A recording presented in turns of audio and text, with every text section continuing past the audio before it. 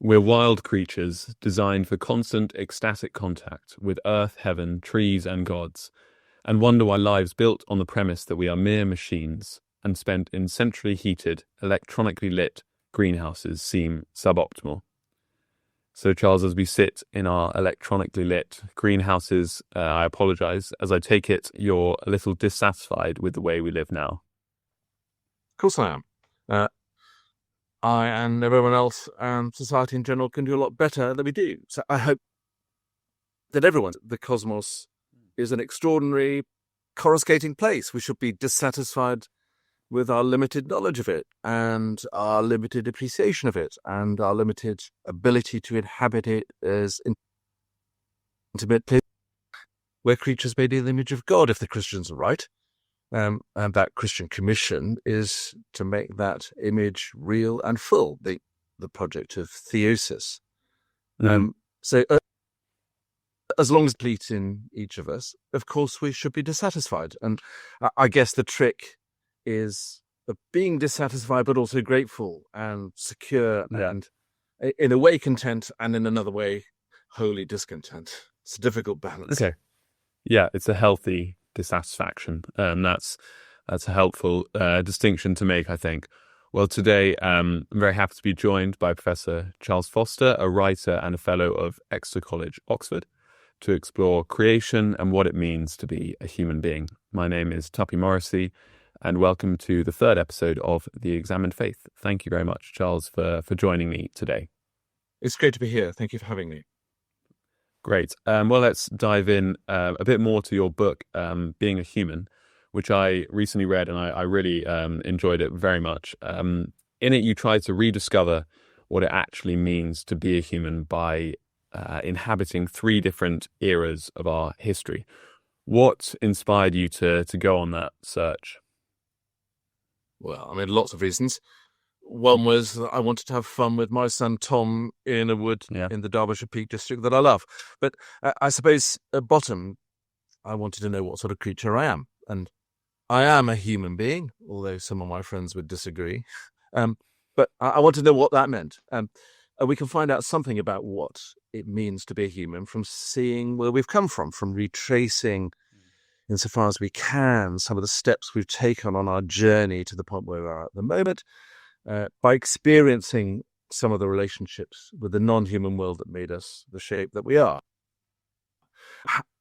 I've spent a lot of my life now in the academic world, and that's given me a distrust for top-down theories. It's given me a distrust of the sort of intellectual history that is worked out in libraries, a distrust for the assumption that ideas are primary. So we're changed not primarily by ideas, but by encounter. So I went into the wood to try to have the sort of encounters with human history at pivotal moments in our human story, and to work out what that should mean for the way that we live now. Okay, and in those encounters with the elements of the wood, you seem to emphasize our continuity with animal life, non-human animals. As you and your son Tom, as you mentioned, spend time in the wood and you're sort of foraging for berries. You eat roadkill, I think, at one point, and you're sort of eschewing a sedentary lifestyle. Do you think Christian theology has sometimes exaggerated the difference between human beings and non-human animals? Well, it's been unnuanced in discussing the difference. It's often felt unnecessarily threatened by acknowledging the basic facts that we have non-human animals not all that long ago, that we share much of our evolutionary history with, for example, badgers or foxes. We share most of our physiology and anatomy with them. We share quite a lot of our psychology with them. And we're not going to make any theological progress on those facts, or if we fail to face them squarely. We plainly have evolutionary continuity with non-human animals, but that doesn't begin to mean that we're not different. So there's continuity between a caterpillar and a butterfly, different things. So, of course, humans are special. I think all humans acknowledge it. Imagine a passionate vegan driving down the road. I mean, here in England, we drive on the left. Imagine that on the left-hand side of the road, there's a human child. On the right-hand side, there's a deer. Unless the vegan swerves to the right-hand side, which will involve killing the deer, they're going to kill the child. Mm-hmm. Every vegan is going to kill, right? Or every decent vegan. Every decent vegan would kill a herd of deer to save the child. They might rail against speciesism and might be right to do it in some contexts, but they acknowledge when the chips are down, and they're right to do so. Yeah, that's a helpful analogy. The sort of modern day trolley problem, bringing in veganism. I wonder what Peter Singer might respond to that. But I think you're quite right that most people, when push comes to shove, would prioritize human life. So what do you think it means? You mentioned earlier that if the Christians are right, we're made in the image of God. What do you think that means? Is it a question of our ability to reason, to have relationships, something to do with our vocation, or something else entirely? It's about all of those things, and it's about many other things. It's about dignity, for example. Say, God is the quintessentially dignified principle. Because God's in everything and made everything, the Imago Dei, one might say, is about everything. But in relation to rationality, relationship, vocation, so on, God is rational. So yes, the Imago Dei is about rationality. God is relationship. It is desperate for a relationship with us. And so the Imago Dei is about relationship. God's engaged in the project of sustaining and redeeming the creation. And so the Imago Dei is about vocation. The image of God in all humans denotes the same vocation towards all other humans as God had towards us. I mean, one comment. I think we've got to be really careful about relying too much on lists of attributes which are associated with the Imago Dei. So rationality, for example. It's simply not true that if a human is not rational, they cease to be fashioned in the image of God. So people with profound cognitive disorders, children, anesthetized patients, vegetative states, do they cease to be fashioned in the image of God? No. I think one of the great... I'll do that one again. One of the really important wrong moves in medical ethics, which is something of what I spend my life doing, is to be too respectful towards Kant. So Kant located dignity in that excludes the label dignity from lots of the categories of people I've just mentioned. It would mean that a patient in permanent vegetative state wasn't dignified and shouldn't be given the sort of protection which dignity gives. Image in Greek is icon, and in the Orthodox tradition, which is my own tradition, icons are doors. Bodiless should mean that each human can and should be a door to the divine. One thing that the image of God certainly entails, it would seem to me, is that humans are a sort of regent in relation to the ruling of creation. So exercising divine dominion by proxy. I'll do that again. Exercising divine dominion by proxy is, of course, one of the most disastrously misunderstood and abused ideas in the Bible. It's often been taken as a license to exploit without limit, to build, to kill, to extract, to befoul, and so on. Exactly the opposite of what the means. There's nothing good, to use the Genesis word, about the building of a pipeline across a pristine wilderness. To make species extinct is not only to destroy an emanation of God, in which he delights, but depends on that species. It diminishes the wholeness of the world, the very goodness of the world, which is how, at the end of of one of the creation stories, the whole creation is described. So the real meaning, and this is trite, I hope, it is not license, but an onerous, joyous duty.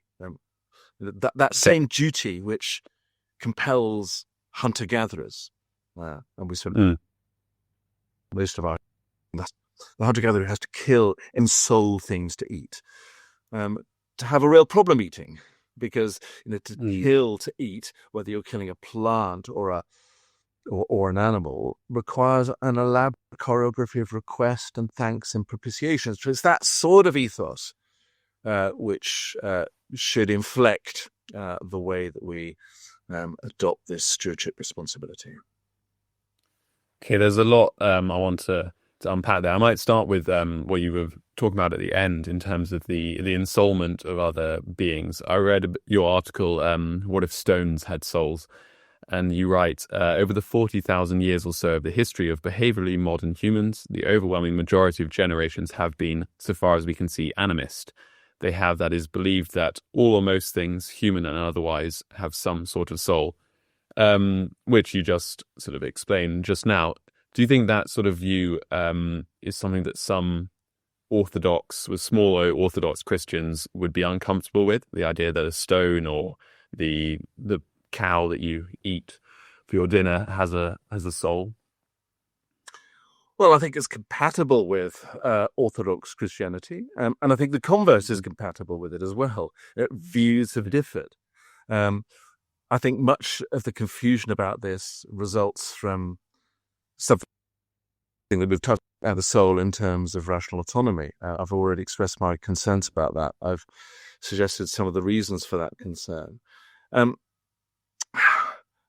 It may be useful in trying to discuss this question to talk about the whole question of whether there's consciousness infusing everything. So it is plain some relationship between consciousness and matter. So the matter of my brain affects in some way how conscious I am. If I have a road traffic accident and my brain is injured, my consciousness is affected. But the nature of that relationship between the matter of my brain and the consciousness which I have is very mysterious. We need to give a coherent explanation of how consciousness can arise from unconscious matter, which has led a number of people in mainstream philosophical discourse to the simplest explanation is that matter is not unconscious. Panpsychism. It's got a very distinguished history. Whitehead, Nagel, Strawson, lots of people.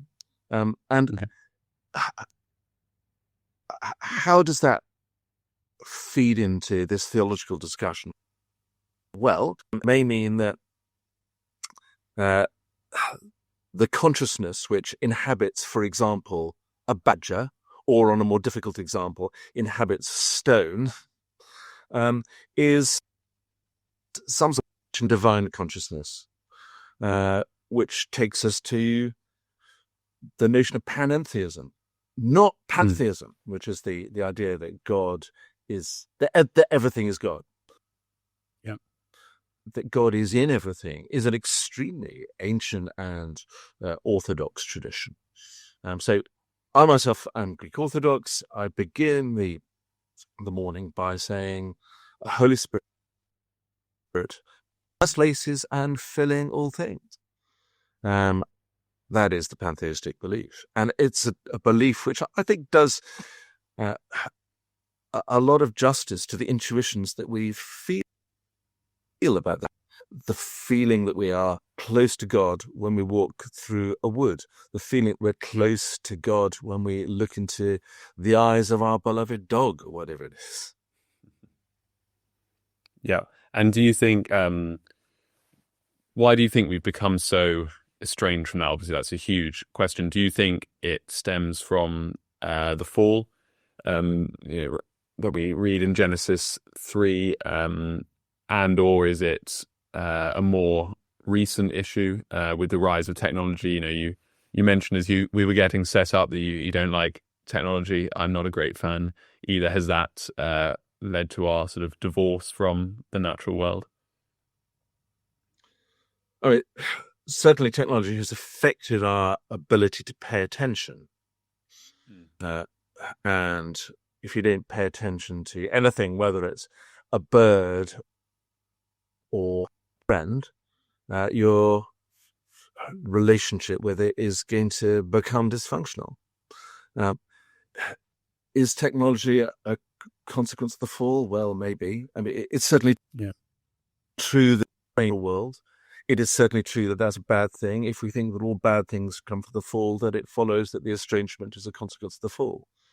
The fall in the biblical story led to humans being expelled from the God. That was a place where there was apparently perfect harmony between everything, harmony that's going to be restored at the time of the redemption of the cosmos, a redemption that's described in Isaiah's vision of the holy mountain, where there's no killing, where the wolf flooded the lamb, and so on. And in that context, it's worth noting that the original order of things was entirely vegetarian. So in the Hebrew Bible, God seems to have a horror of predation, and lots of the things which evidence our own estrangement from the natural world are a sort of metaphorized type of predation, cutting down the forests, building the pipelines, which I mentioned. But that vegetarian world, the predator-free world, is the world that was said to be very good. And even in the Acts of the Apostles, when the Council of Jerusalem comes together, they one of their rulings for the early Christians is to avoid eating the blood from animals. All the kashrut laws, the laws of kosher, which describe how wrong it is to eat things with blood in it, are an expression of God's horror at predation. I mean, the Genesis account, I take it, isn't history or purported history, but it's a statement of original intention and eventual outcome. It's a statement not that wolves ever survived on tomatoes, but just pain and death. That's not how he intended it to be. The Noah story is strange and difficult, isn't it? I mean, the only food on the ark was vegetarian food, but the very first thing that humans do when they kill sacrificially some of their some of their animal companions and make a burnt offering. And God's response is very curious. I will never again kind. Something like, for the inclination of the human heart is evil from youth. So he seems to be saying that until the final redemption, human hearts are so warped that they're going to make bad decisions, like killing animals. And then he changes dramatically the relationship between man and animals, and between animals and humans, in fact. The fear and dread of you shall rest on every animal of the earth. Yes. But the remains. As a reminder that predation isn't how it's meant to be. So meat eating is allowed, but it's a sort of resigned dispensation. It's not a statement of the way things are meant to be. Yeah, perhaps no black pudding for Christians. And I mean, in your book, I think you mentioned that you rarely eat meat. Is that in being a human? Is that right? Well, I've relapsed now. Fallen off the wagon. Enthusiastic eater of animals, I'm afraid. Okay, but I agree that not eating animals is and then the original Genesis narrative seriously. Okay. Yeah. Okay. Interesting. And what about when you've lived amongst animals in, being a human and being a beast, where you sort of try to live like a badger, an otter, a fox, and a stag and a swift? Is it? What was that experience like, and did it radically alter how you have since engaged with animal life? Well, it made me feel more of a human. It made me acknowledge the differences between me and those other it made me acknowledge the difference between me and the non-humans I was meeting in the course of these elaborate zoological and anthropological thought experiments and method. But the research for being a beast in particular helped me to understand my badger and fox and otter and stag and swift relatives better. Knowing more about my family, my non-human family, a human was, and knowing better what a human was, I felt more confident in saying that I was one. So I felt more than I had before the burden of that onerous commission that the humans to be stewards. So I hope that it made me more thoughtful, more reflective. That I think twice before I sink my teeth into a steak made from the buttocks of a very near relative. Yeah.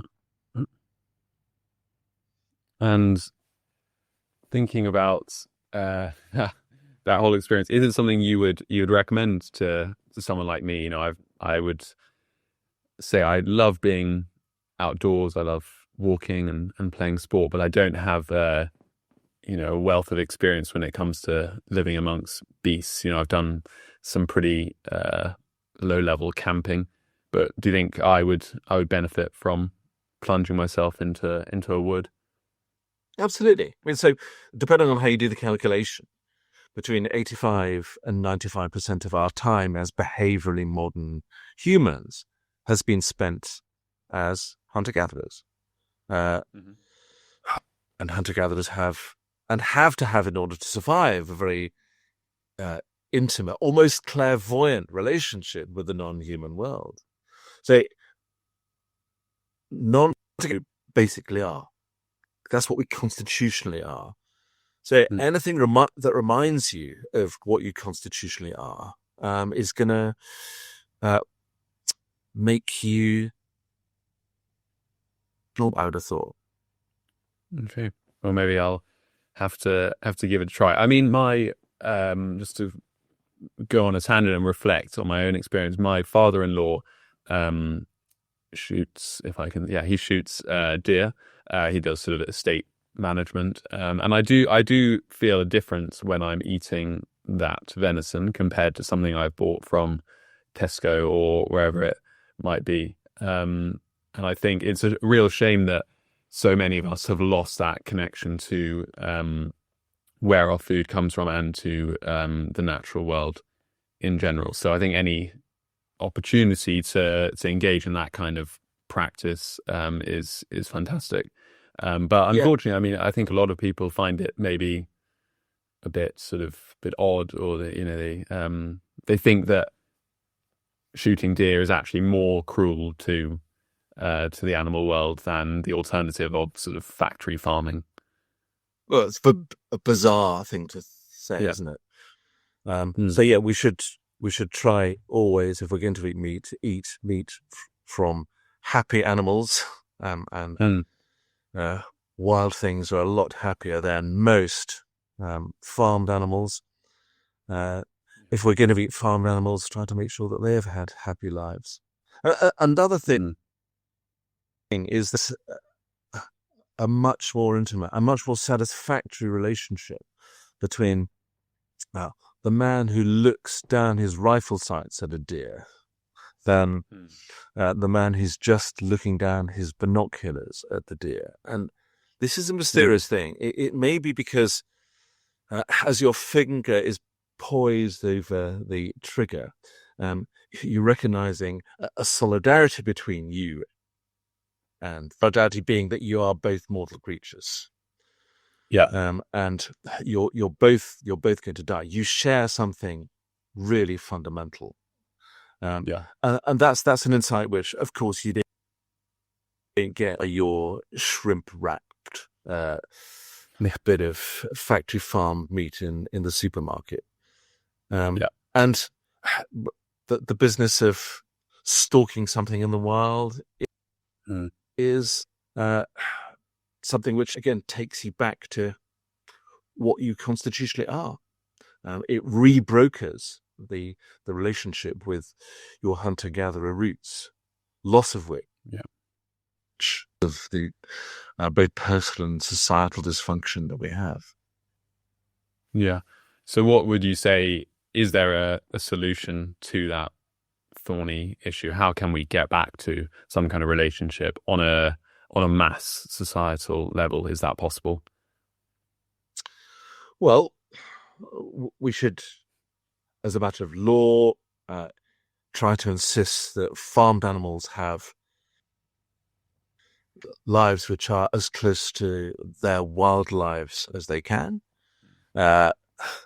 We should try to reduce the suffering of the animals that we have. So one of the big issues these days is that lots of small local abattoirs are being shut down, which means that animals have to be taken often hundreds of miles in order to be killed, which causes tremendous suffering. We should more fundamentally make it a compulsory part of the school curriculum for lie face down in a field or in a wood for at least 2 hours a week. For PE, yeah. Look, there are lots of things. There are lots of things we could do. We can't actually live exactly as hunter-gatherers did, because we have hunted and gathered things to the point of extinction. But we can try to gather ethos in our mechanized modern lives. And one of the things that we can do is something which is mentioned by David Abraham, the American philosopher and naturalist. He says there are only ever relatively unwild places. So a shopping mall, if you walk through it with the eyes of a hunter, will be to you a wild place. Yeah. And if you leave a banana out in an inner city shopping mall, come back in a couple of days and it'll be covered with the wild bacteria and fungi. Reflect on that. Reflect on the fact that your gut is a massive vat of uncontrolled and uncontrollable, that you therefore are an ecosystem. But reflections on those sorts of basic biological facts can help us to live as in centrally heated boxes. Yeah. And is that something you've tried to encourage your children to reflect upon? Because I think you have 6 children, and you mentioned Tom came with you on your sort of upper Paleolithic exploration of the wood. Have all your children tried to sort of dive into that world? Well, I try to encourage them. I fail most of the time, as I fail with myself most of the time. Yeah, we're terribly lazy creatures, aren't we? It's a part of difficult to get up off the sofas of some of the most dangerous places in the universe and go out into the work.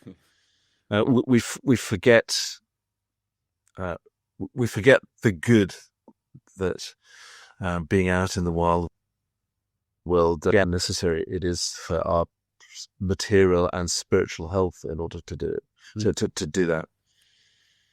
Yeah. So it's we need discipline, perhaps, we need discipline. Someone to force us to do it. Yeah. Yeah, someone to whip us off the sofa and out up a hill. Yeah.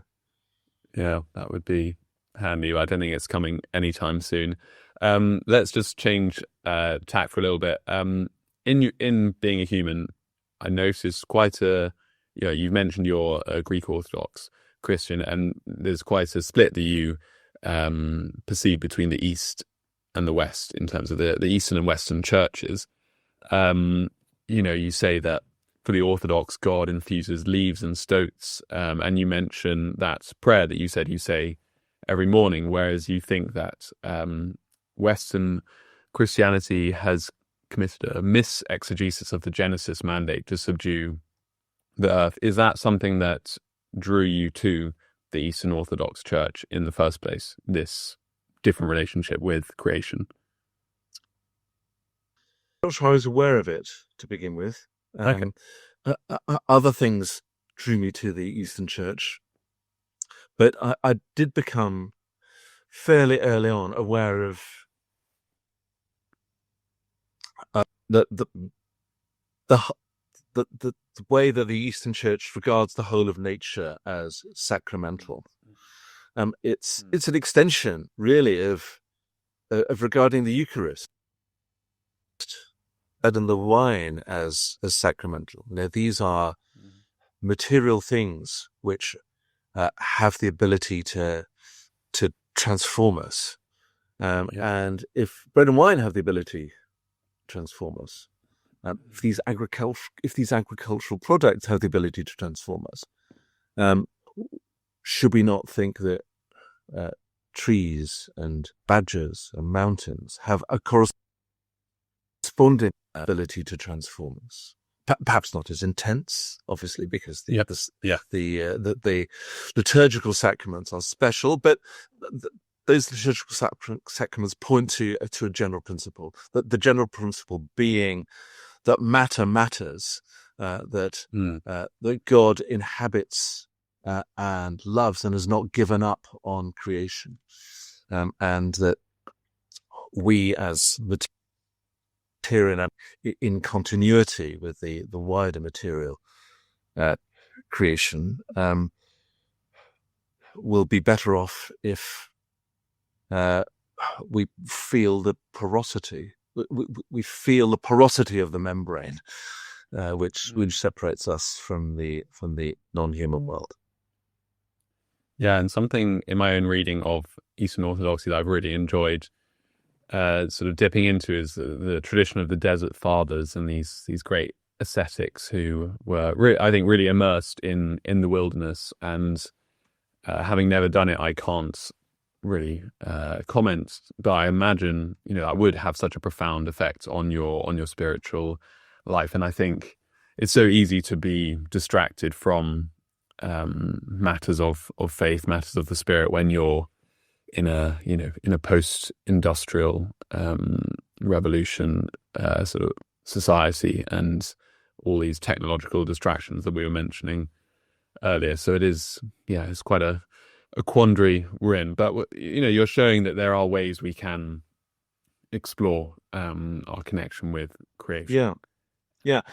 And you mentioned the Desert Fathers, and of course, in the patristic period generally, there was a good deal of reflection about the nature of man and his relationship to the non-human. I find most helpful, and this goes back to our discussion earlier about the Imago Dei, is the thinking of St. Maximus the Confessor. So he describes being in a unique position in creation. They're both material and spiritual, and therefore humans can and must act as mediators. Between, must act as a bridge which links them, a sort of glue binding them together. And this union of the realms of matter and spirit has, of course, been perfectly and definitively by the perfectly and definitively material and the perfectly and definitively spiritual Jesus. But all created things meet in us. Maximus describes us as the imago mundi and a microcosm. So everything is within us. It's an extraordinary idea. So inside the most callous, executive is the whole of the natural world that he goes to work to exploit or destroy. Yeah, You know, as you were saying, our craft is an ecosystem. Yeah, right. And one of the reasons once is wrong in the Judeo-Christian tradition is the reason which is given in the Lex Talionis. To destroy a human is an offense against the image of God, which is stamped on the human. And an even more extravagant reason not to kill humans. It's not just homicide, but it's, coining a word, cosmicide. It destroys the whole cosmos, which is inside every person.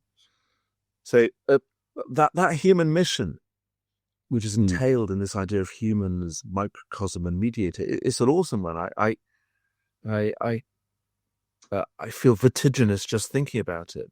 Yeah. And it gives us such a dignity that, as you said, you know, in the Kantian notion of dignity is lost. I think if you think that any human being has the cosmos within them, then yeah, reason is not irrelevant, but it's secondary. And that's a very empowering understanding of dignity, I think. Yeah.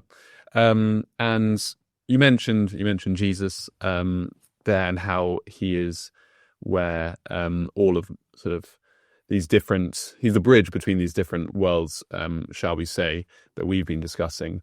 And how can we fit the incarnation into this? Sorry, the fact that God became part of creation in the incarnation, how should that shape our view of the natural world and our own humanity?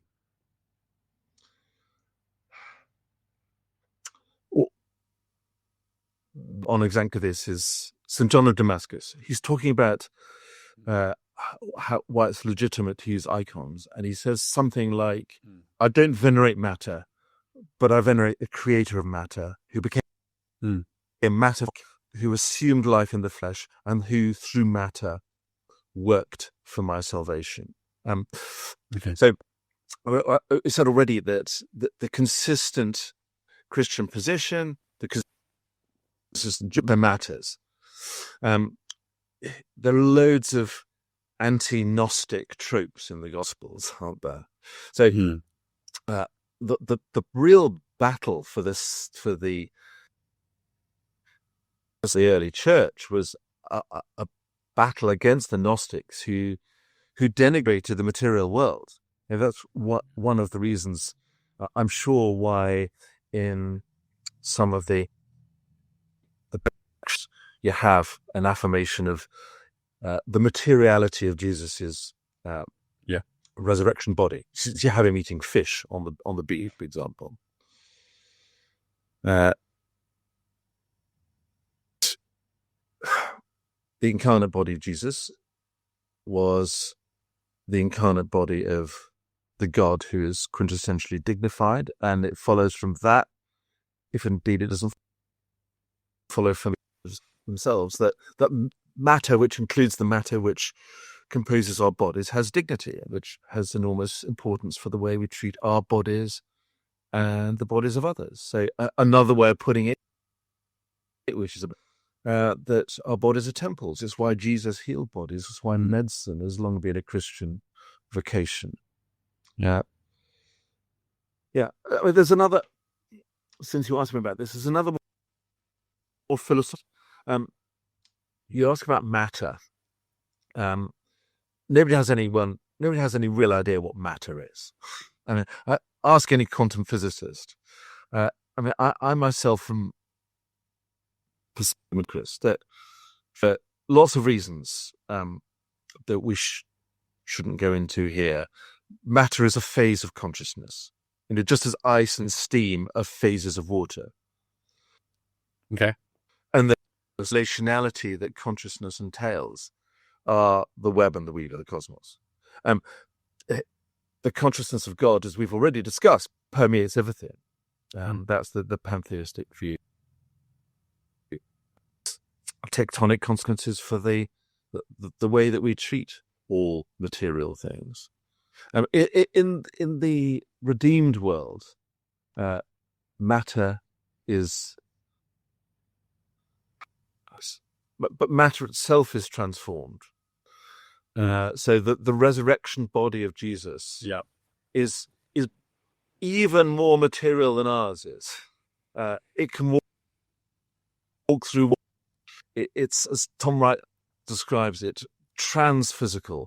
It seems infinitely heavier than our own misty, perishable bodies. Yeah. But that resurrection, that picture of the heavier, super material resurrection body is itself an affirmation of the matter that we. Yeah, and the same, I think, in Revelation with the New Jerusalem, and it's sort of a super. Were you saying super or supra material? I said super. I said super because I don't think it's super in the sense that it transcends materiality. I think it's super in the sense that it's a matter on steroids. Yeah. Okay. So I think even this could be, the heavenly city does seem like a sort of a city on steroids, and you say that because you say cities, given your understanding of our hunter-gatherer backgrounds, aren't necessarily the best places for human beings, but even if a city can be redeemed, then anything can be redeemed. Is that the sort of the conclusion you draw? Yeah, everything can be and everything will be. Yeah. The image of salvation is cosmic. It's a restored creation, and that includes all humans, animals, plants, and everything else. Yeah, and so you think. No, sorry, you go. Well, my favourite comedian is Victoria Wood. She has an agony aunt whose name is Kitty, and Kitty is asked by one of her correspondents, Kitty, to which she replies, no. And she's right about that, because no one will go to heaven. There's no translation to heaven. Yeah. Creation is going to be restored right here. And in that renewed creation, there will be animals and plants and mountains. My view about that is that our own identity and happiness are bound inextricably and joyfully to our relationships with animals and with the non-human world. Yeah, and that's actually what I was going to ask about, is that you say that good, in brackets, Western Christians had better things to do than look at birds. Their real home is not here. Their destiny lay in heaven, and so they'd better concentrate on getting there. So you think that's a misguided conception of heaven and God's plan for creation, I take it? Yeah, it denigrates this world that God has created, and it's contrary to the Old Testament and the New Testament. The whole of creation is going to be redeemed rather than abandoned. So I don't find it necessary or possible to come to a conclusion about the precise spiritual of the non-human world, but it's enough for me to observe with St. Paul that the whole of creation waits in eager longing for the redemption, a redemption that happens because of what Christ has done. Yeah, that passage from Romans 8 is very, very helpful. And I was just thinking about, I think David Bentley Hart, another Orthodox thinker, I think he thinks that dogs and other animals will be in the new creation, and he thinks it's sort of absurd not to believe that. David Bentley Hart, following Sergei Bulgakov, thinks that the sense of consciousness and individual identity, which certainly many animals have, indicates that they're spiritual beings. I suspect that's right, but I think it's not that. As I say, it's enough. It's enough for me to agree with that picture in Romans 8. And the being, of course, the discussion forever, I suppose, in the Christian world about whether animals are going to be shut out of the afterlife. Martin Luther, when he's asked by his children if their favorite animal leave them to eternity, said something like, well, if when you get to heaven you want your dog there, he will be there. But then he went on and said, well, given all the other glories of heaven, well, many an earnest and pious dog owner is going to insist that however glorious heaven is, they still want the dog. And they're going to say something like that we're so enmeshed with our pets that not only would happen as being considered, but if the pet is excised, there's not much of the owner left to save. Yeah, so okay. I mean, like Philip Pullman, sort of. Yeah.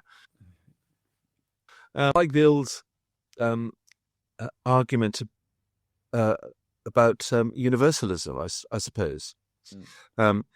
How could we rejoice in have with it our beloved human friends and relatives are damned? We are so we're so inextricably entangled with them that it's impossible in personal salvation without the parts of us which are composed of them. Yes. Anyway, So Luther of the little dog was dying, apparently said to it, "Be comforted, little dog. You too, in resurrection, will have a little golden tail." I like that. Great. Yeah. Well, perhaps, pets are one way that we're still very much in touch with the natural world, even if they're somewhat different from, as you say, in being a human, the sort of the wolves that they come from. Many of our sort of cockapoos and labradoodles, they're not quite so wild, but people still are very connected to their dogs in particular, and that might be a positive. Do you have pets of your own? I have 6 fairly feral children, and we have had lots of the traditional family pets. We're away traveling quite a lot, so it wouldn't be fair to have pets. Bees you have in a hive in the garden, but that probably doesn't count. It would mean that I would say to you, we've got 50,000 pets. Yeah. No, that's great. So do you also have your own honey then? Yeah. Great. I mentioned my father-in-law stalks and my mother-in-law. I live with them. That's why I mentioned them. But my mother-in-law keeps bees, so she has some fantastic honey. I think about 12 hives, so quite into it. Amazing. Yeah, no, it is very nice. And yeah, again, you have that connection to the natural world. I wanted to just, probably the last thing, mention a funny passage from Being a Human, which I mentioned a lot, but when you say that Tom is becoming a disciple of the sinister Bear Grylls, he talks in Bear Grylls' imperial language about conquest and triumph, about the wild as an adversary that has to be tricked or crushed. So I take it you're not a fan of Bear Grylls.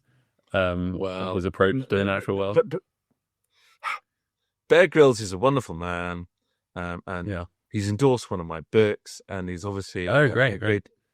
He's obviously done a lot for Christianity. He's a good ambassador. Yeah. But the language that he uses quite often, Conquering a Mountain, is talk which suggests that the world is an adversary that has to be tricked or crushed, and that's anachronistic language. It's the language, it's language which, in the hands very often of Christians, has done terrible things. Some of the worst of the stewardship obligation genesis have come from august figures in Christianity. I'm thinking of the Jesuit Joseph Rickaby, brute beasts not having understandings cannot have any rights. We have no duties of charity or duties of any kind to the lower animals, as neither to sticks or stones. It's quite still. It's nasty. I mean, Augustine, reason is not being given to animals to have, and so by the most just ordinances of the Creator, both their life and their death is subject to our use. Now, look, I'm not saying that Bear Grylls would endorse those things. Of course, he wouldn't. But I think we have to be careful about the way in which we talk about conquest and triumph, and about the wild as something different from us. One word is the word environment, because that suggests that it's something which is outside us, different from us. Whereas in fact, try to show by talking about the vat of microorganisms inside us, we are part of the wild world. Yeah. So let's not be environmental activists. Let's be holistic, cosmic activists. Okay, I like that. Cosmic activists. And is that, just to finish, I think, is that how you would look to the future with a lot of doom and gloom about the future of creation? You'd like more Christians to be cosmic activists? I would love Christians to shoulder their Genesis stewardship responsibilities. I'd like them to realize that we live in a cosmos which is characterized by relationship, that relationship entails joyous responsibilities. But yes, cosmic activism would be a good a good way to describe 21st century Christians. Great. Well, perhaps you're not writing a book called Cosmic Activism, are you? Well, no, I'm not actually, but you've given me the thought. Yeah. Fantastic. Well, I think that's a good place to wrap up. Thank you so much, Charles, for coming. Oh, Tuppy, thank you very much for inviting me. No, I've enjoyed our conversation very much. But the only thing that it may be helpful to cover again is the stuff about what to say, but that might make things rather too long. I don't know. I mean, I was going to ask. That's a good point. If someone were approaching those Genesis creation stories, is there something, or are there things that you would like to say to them to aid their understanding? Because I think they're often, they're some of the most debated passages in the whole biblical text. So how do you read them? Well, the starting point is to realize that we've got two creation accounts in Genesis. So Genesis 1 gives the cosmic perspective, sixth day. Genesis 2 gives a more local, more anthropocentric account. Man's the first living creature on the scene. He arrives even before the plants, let alone the animals. The original intention, apparently, for the animals to be the companions of man, but they proved inadequate, which is an important observation. So Eve is fashioned from Adam's rib. And then comes the fall. And that talking snake is an ordinary created animal. It's not Satan. The passage says, "We curse the you among all animals and among all wild animals." And it's emphasizing the naturalness of the That's true. snake, because obviously natural snakes don't talk. And before it was cursed, it apparently walked upright, because afterwards it's cursed the go upon it. Another thing is that the physical death, contrary to lots of teaching that you hear, wasn't a consequence of the fall of man. So God's sentence after the fall wasn't a death sentence, but it was a sentence of the tree of life was in the garden. God was concerned that with the knowledge gained from eating the fruit, man might reach out his hand and take also from the tree of life and eat and live forever. So up until that point, He hadn't been immortal. Another thing is that it seems clear enough that pain itself, contrary to what's often said, isn't a consequence of the fall. As a result of the eating of the fruit, childbirth is going to be greater than it otherwise would have been. Okay, yeah. So the increased particular pain in childbirth after the knowledge increasing fall, the vast fetal head of behaviorally modern humans, which is proportionally far bigger and harder to deliver than those of non-humans. So if you have lots of knowledge or the potential to give lots of knowledge, your mother, great pain at birth. Yeah. So it's obvious, just geologically, archaeologically, that there was physical death before there was any man around. So I don't need to labour that point. I suppose we ought to mention in this context that what Paul says in 1 Corinthians 15, came through a man, the resurrection of the dead comes also through a man. So it seems to me that the most consistent reading of the various things that Paul said in various places about that issue is it's that from which the sacrifice of Christ redeems us. It gives us spiritual bodies like his resurrection body, which is, as we've discussed, are far more solid than our current physical bodies. So what dies is that soulish body. What's raised is the spiritual body. One could go on and on about this. It's important, I think, when one reads these accounts to realize that in part they're polemical documents.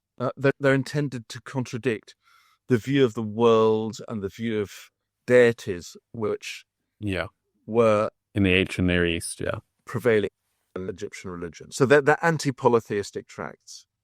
And it's worth bearing in mind if our nature reverence threatens to become a worship of nature or of gods in nature.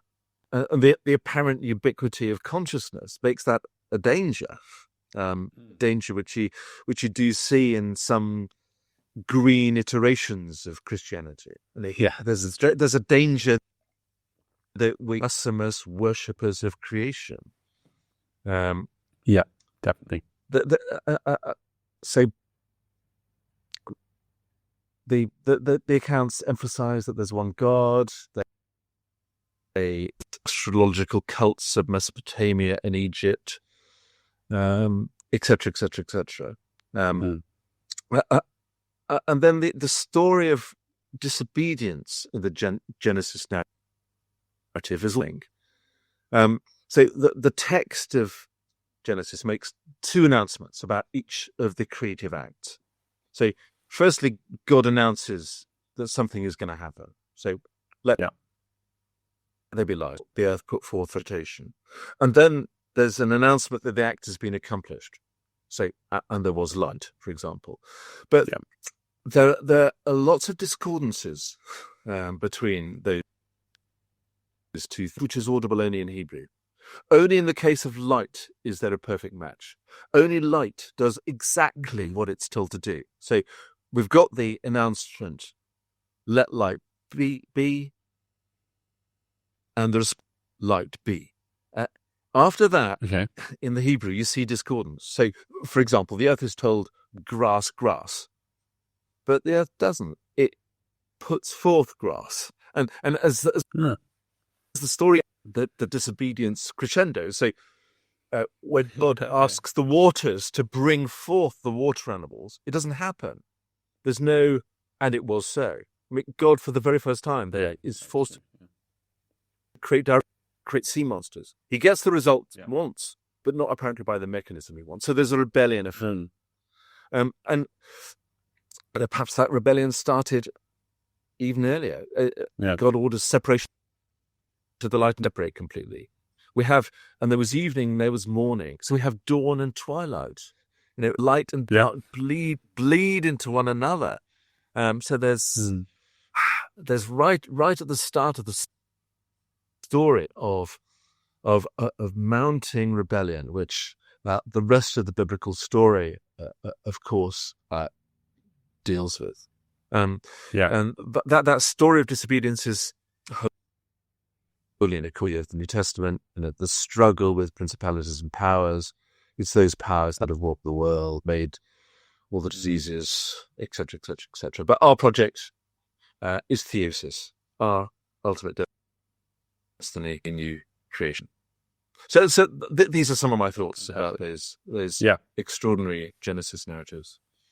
Yeah, they are extraordinary. I always love reading them, rereading them, and I hadn't noticed that about the disobedience of the non-human world. So that's really fascinating. I'll have to go back. I studied a bit of Hebrew at when I did a theology degree, but I'm not sure I'd be strong enough to read the Genesis accounts in Hebrew. But I'll have to brush up.